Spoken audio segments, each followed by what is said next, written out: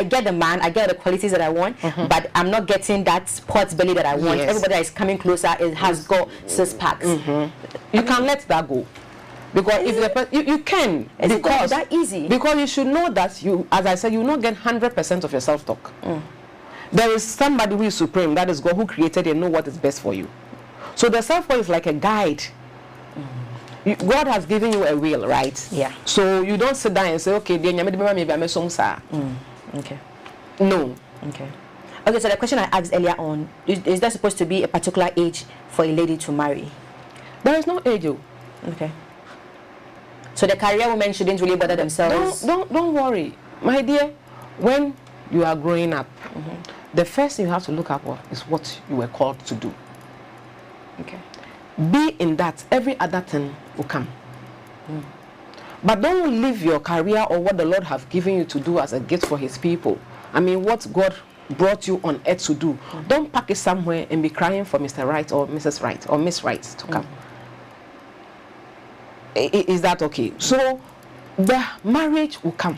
But we live in a society where when a woman is up to like 30 going, she's being judged by society. And that's why some of these programs are very important. Right? Yeah. I mean, the time has passed when women have to cry, men have to cry that I'm growing, I don't have a child. I'm not married, I don't have a car, I don't have a house. I mean, those things are trivial. What is the ultimate?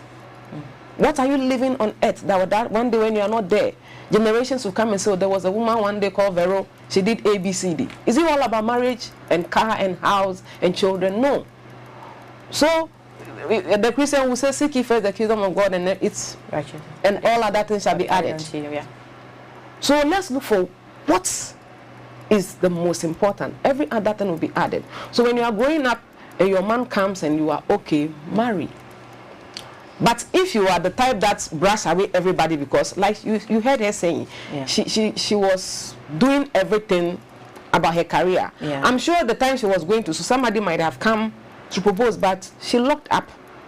Yeah, and she was she was focused on her career, but then she said she tried numerous relationships and it didn't really based work on for people's her. advice. It didn't work for her. So I read that she said she put the relationship aside, and when she was ready for a relationship, that's when she met a younger guy, and she's confused whether to give in for him. And another question I want to ask is it right for a woman to marry a man she earns more than? You know, let me chip in this. Marriage is a covenant. So if you are going to marry a man, one of the things you have to look out for is your religious beliefs. Okay. Whatever religion you belong to, does he agree with all this? Come into the self-talk. Does he agree with the man or woman you want to spend the rest of your life with? So if that is it, and you are a Christian, you are a Muslim, we all believe that there is a God factor in marriage. That's how come it's a covenant. So God is up there. So let me try defining marriage my way. It's a triangular covenant relationship. So the God is up there, man is here, the woman is here. Are you okay? So that makes it a triangle. So I wish I have a board. I'm a teacher too, so I've joined it. I'm sure my viewers are joining it in their minds. So God is at the top there, the man is here, the woman is here. So the relationship is between God. So who is here? Yes. So God is here, the woman is here, the man is here. Yes. Here?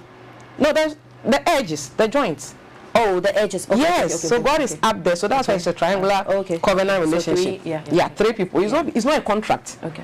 Where you have a part to play, I have a part to play, but there is a God factor in it. So if that is it, if you see marriage as a covenant, then if you are earning more than your wife or your husband, it shouldn't be a problem. No, let's use the wife factor. The wife. Yes, if you are a wife and you are earning more than your husband, and you respect marriage as God sees marriage, you see it as a covenant and not a contract, whereby you have to bring 50, the man has to bring 50, or you bring 70, you bring 30, the man brings 70. Yeah. But if you know that in covenant, you give your 100, the man gives his 100, God gives his 100. I mean, that is why it's a covenant. We are all in it to make it work. Okay.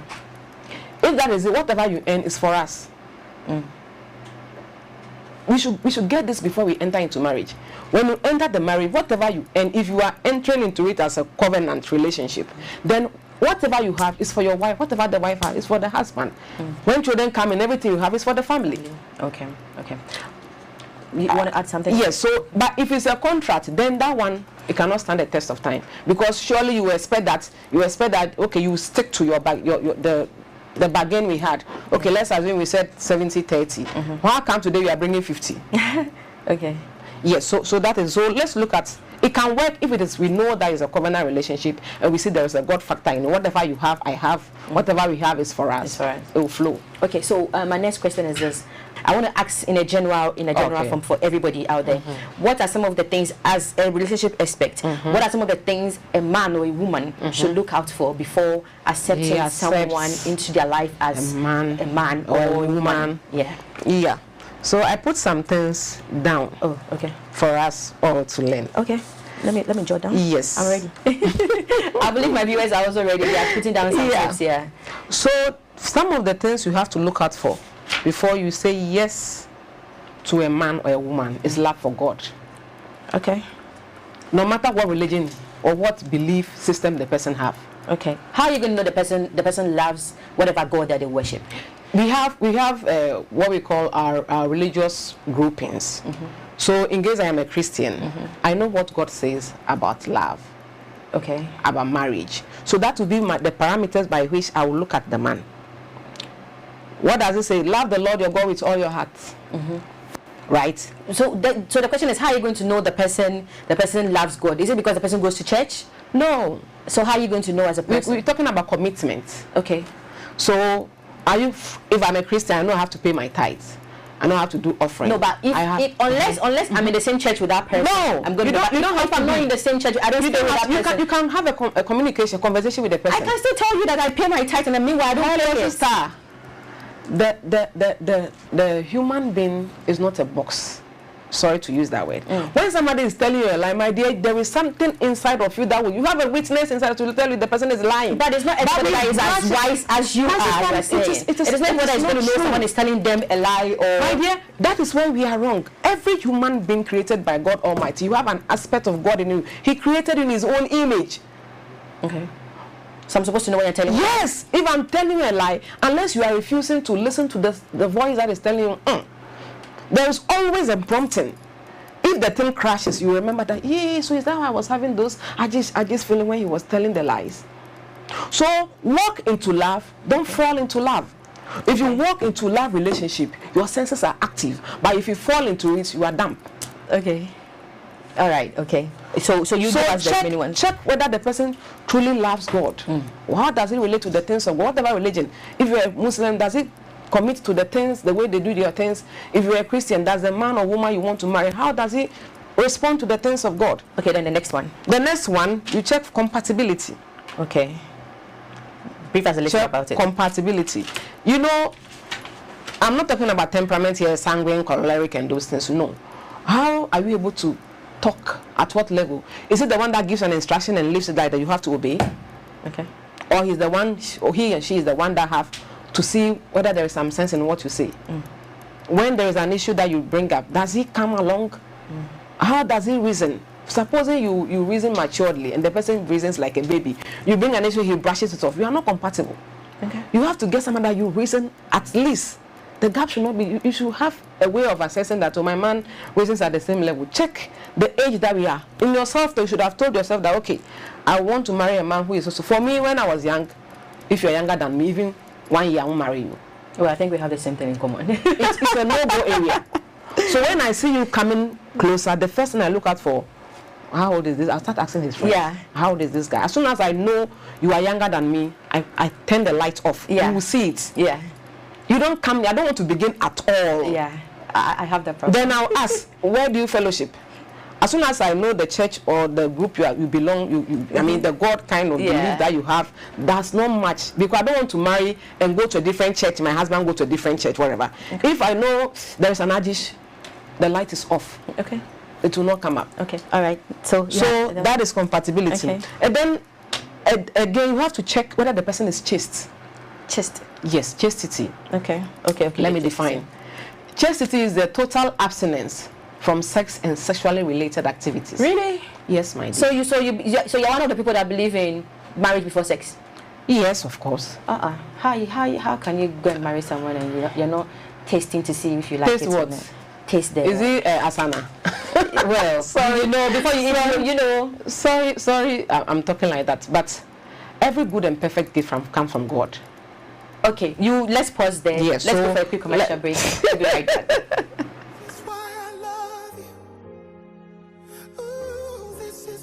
Are you looking for an authentic and affordable vehicle part? If yes, The Queen Commercials Enterprise it's your number one stop. We deal in branded vehicles parts such as Toyota, Nissan, Hyundai, Matis, and Honda. We are also in all kinds of vehicle accessories, engine seats, gearbox seats, car seat cover, and many more. We are located at Abuso and opposite Glyco Insurance, or you can call us on 020-092-7684. The Queen Commercials Enterprise. Your one-stop auto boutique.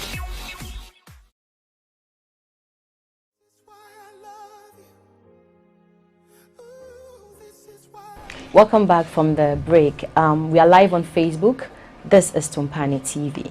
Okay, so before we went on our break, Shika was telling us about the 5 things to look out for when accepting a man or a woman in your life. So she gave us 3. She said the love for God, compatibility, yeah, and then chastity, right? Chastity. Okay, so you have more to give us, right? Yeah. Okay. I mean, it's not just that 5, but basically you have to make sure you check these things. So it's not limited to this 5. Okay. Your inner man should lead you to check other things. Okay. Yeah. So you have to also check whether the person has good morals. Okay. Yeah. That's the character of the person. Is this something you can cope with? Can you manage that? And then finally you check communication. Communication. Yeah. Is it good? Is it manageable? Is it something you can work out together? Or it is then maybe you really Is what? It's Anyways, our time is fast spent. If not, I would have want us to dig in more into these the 2, but then our time is gone. So earlier on, I told you guys that we have we're going to call someone is going to join us on Zoom. Commander is going to join us on Zoom. So we have him on Zoom and would have a conversation with him. Hello, Commander. Yeah. Hello, Commander. Hi, how are you? Yes, the last thing I heard was from the little that I read on the synopsis of the problem. Okay. Hello. Hi, we are listening to you, Commander.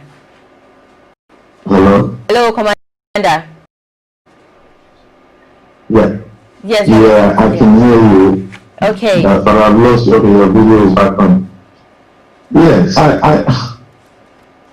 the synopsis itself was a bit worrying because it all seemed as though everything was based on a few things like the status of the guy and also how deep his pocket was and whether he was going to be dependable on or dependent on a woman and all of those things, and also the lady's work profile was connected as to whether there was a mismatch between the driver and the practicing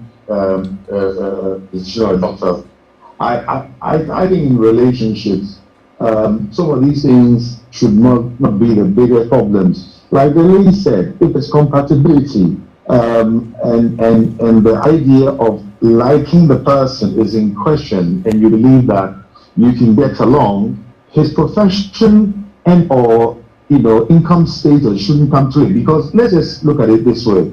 Assuming the guy was a senior doctor, right, and not the driver of the senior medical practitioner, and he was a senior doctor, and for example, one way or the other, or let's just say he was an athlete guy for some reason, and then all of a sudden he lost his one arm for one reason, and he cannot type, and he decided, well, okay, he can drive with one hand, and he got a driving job to keep the family going. Would that make him less of a man? Would he be worried whether his pockets are deep enough? As far as I'm concerned, that would have been a man who's got a job to be able to sustain his family and also help his partner. So if they are now going to go into a relationship and they are now, the lady is now worried about all these things to do with her friends and what her friends will perceive her as, going out with a commoner or a driver, as you may put it. A driver is a job. Okay, Commander, I don't think the lady, according to the story, her problem is not whatever job the guy is doing. Her problem is the age, because she's old. She's 6 years older than the guy. I think that is the problem she's really facing right now. And do you think it's a problem? Listen.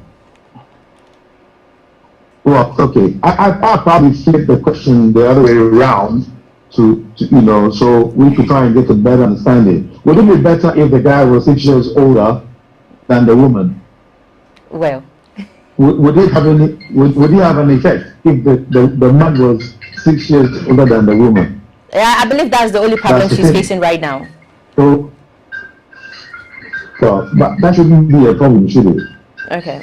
So you're saying that age, when it comes to marriage, age shouldn't be a factor. Like when the lady is older than the guy, it shouldn't be a factor. It shouldn't be a problem at all. No. Okay. No, it shouldn't be. I mean, if it should be a problem, then Regina Daniels and her husband right now should be the biggest topic in the world. No, Regina Daniels, the husband is older than her. This is a lady complaining. She is older than the guy. And I understand that. I'm only trying to give the flip side of it. If I'm dating a woman who's 6 years older than me, and we're in love with each other and we enjoy each other's company, it shouldn't matter. Age or the finances should not be the issue, because the finances is something that can be worked on. The age, if you love the person inside that the relationship is good between you and the person, what does it matter whether the person was 10 years older or 6 years older? Okay. Unless of course there are other things to consider. I mean, I'll be more worried about other things. How the woman relates to me, and the rest of it. If every day that woman is going to be throwing her daughter position in my face, I'm a doctor, a common driver, sorry, you be a doctor and I'll be me and I'll be gone. Okay. You understand? Yeah. So I don't think the position, the title, or the money should be an issue. It's the compatibility is more important. Okay. Like the lady, your guest in the studio said, you have to. If a person has a person got good moral backgrounds, does he think well? Is he somebody who loves me? How can I tell? And another thing is, that woman is in the situation where she's already asking questions. Should she be asking those questions? I thought we were brought out to believe that love was blind, and you go into it, and if it works, it's beautiful. It doesn't work, then it doesn't work. Another thing, you can never tell where a relationship, tell a lie. In some cases, you can tell where a relationship is going to go before you go into it. Okay. But most of the times, it's not really a yardstick. You can really not tell whether this person who's asking me out, it will work or not. Okay. So the questions that were asked along the lines was what got me the most worried, because that you are now asking whether it's going to be real or whether the person was seeking comfort in you. That means already in your mind, you're going to be treating this person, dragging them along and dangling the carrot in front of them all the time. And the man has to work 3 times, 4 times as much to be able to, match up to your daughter standards. I mean, come on. With men is easy, but with men, it's not a joke. Men, excuse me if we're speaking as adults, another thing you got to bear in mind, you may not be a doctor today, but in 8 years' time, if you intend to be a doctor, you will be a doctor. Yeah. Correct? Yeah. So it's about nurturing each other and supporting each other. Okay. In Ghana, sometimes the situation becomes a bit skewed. If you're talking about places in England or outside where both parties usually would work and there's no this African dependency of women depending on men or the men depending on, So explore, have your private conversations. Don't jump into bed straight away. Discuss it. Find out whether your aims are the same, your intents are the same, your directions are the same. and then look at how best you guys are going to go into a relationship. And if the man is to find ways to, the woman may decide to want an upgrade in the profession. For all you know, that driver guy can say, here's my savings, please go and get your medical subscription or your additional course you want to do, and he believes he's building his wife because he believes that he's helping her grow so that they may go together. You know. Yeah. Blind. That is where love is blind will come in. As soon as you start getting attached, especially going to bed and having other connections, intimate one, your emotions goes ahead of you. So your brain that is supposed to reason and say, last time this guy said, to you. No, but this thing, is it really there that you meet someone, both of you know you like each other, and you guys are like, okay, let's study each other for a while? No, I mean, people can ask is, can we be friends? Don't say I love you. No, that's the thing, because if people meet people and they like each other, I don't think they want to sit down and go like, okay, let's try and study each other, let's be friends. I mean, I feel like the friend zone starts when the person approaches you as a friend. It shouldn't start. I mean, by the time we call something meet up, by the time after you've done your self-talk, the day you see the person at the dinner, at the church, at the wherever gathering, even at the loo, wherever that you meet the public loo, wherever you meet the person, that is just a meet-up point. So you don't just rush and say, Shale, I love you, I want to marry you. What do you know about the person? Okay. You don't marry with only love. In fact, love is not enough for marriage. No, I understand what you're saying. I've seen a lot of men of God and counselors talking about the fact that you have to be friends with that person before you marry the person. But what I'm trying to say is, if, for instance, I meet someone and I know that, okay, I like this person, usually it doesn't start with that friend zone. Probably we getting to know each other, we could build that friendship. Do you understand? You know, we have people that they build a friendship and then the relationship and everything adds up. But then it's different when I see you and you go like, let's be friends. And that is the best. That's what I'm saying. So how are you able to fix these two? You see, let me come in. When you mix your self-talk, there is this natural liking. You see, like the person is trying to steal the eye. That's what I'm trying to say. Yeah. You're also trying to say, hey, is it mean that he's trying to say hello to? That's what I'm trying to say. That is, you are gelling at each other. That is good.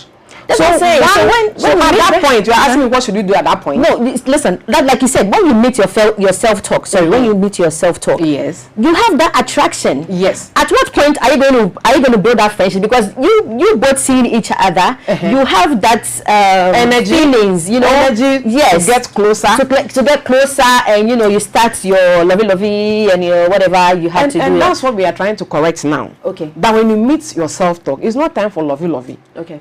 Because my dear, you can meet 10 people who meet your self-talk. Okay. But what about if you're not giving it and he's getting it somewhere and he's still around you? No, let me say this again. You can meet 10 men who meet your self-talk, 10 women, 5, 4. Do you have to start lovey with each one of them? Okay. Can you now move to the career women as well? Yes. So career women, we shouldn't wait until we hit 30. Then we start crying and looking left, right, center. Start your self-talk as early as possible. So long as you can reason proper, know what you want, know what you like and you don't like. Try to know yourself very well, your strengths and your weaknesses. Then you now start having your daydream about the husband you want to have in future. And then pick it from there. So that as you go out, be open. Don't give yourself a timeline that I want to have A, B, C, D, I want to get this particular doctorate degree, blah, blah, blah, before I settle down. No. Okay. When the man comes and you are okay with prayer and all the consultations you have to make, move on. If it doesn't come, keep on keeping on. Do all that you have to do. Be a blessing to as many as possible. And when he comes, enjoy it. If he never comes, you will not be the first person who have lived on earth without marrying. Okay. All right. And then the single ladies out there as well. Hey, my young ladies. Shine your eye, oh. Our gentlemen today, some are in to have fun. So just be careful.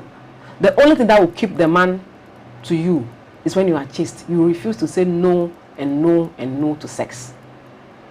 That is the only thing. Because all the other men, they will mess up and do everything. Finally, they want somebody who has not, even if the person is not a virgin, who has not been too much exposed to sex and each other related things. Okay. So just keep yourself, be focused on what you want to be. Pray always to God for Him to direct your path, and the rest, the Lord will bring it to you. All right, thank you. Okay, thank you so much. Yeah. I believe that viewers out there, you've learned a lot today. I mean, today's discussion is very educating, and I believe that you have learned something. From what I learned, for instance, Sika talked about self-talk.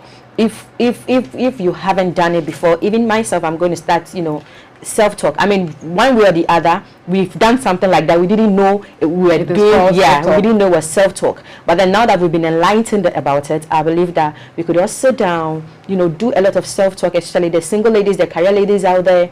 Do a lot of self. Even those who are married, you can still do a lot of self-talk about your unborn children, even about your children. Sure. It could help you in any way at all. You understand? Okay, and also single ladies out there, she gave us 5 things that we should look out for, both men and women, when you're looking for someone to date or someone to go out with or someone to get married to. And the first thing she said was love for God. You guys should be compatible. Also, chastity, right? Yeah, chastity. Chastity. Sorry, chastity. Okay, Yeah. and then good morals, and also there should be good communication. So I believe that everybody has sat down. You have put all these things down. I mean, put it down, and always look out for it before you accept anybody into your life. And trust me, you are going to have a beautiful marriage, a beautiful relationship.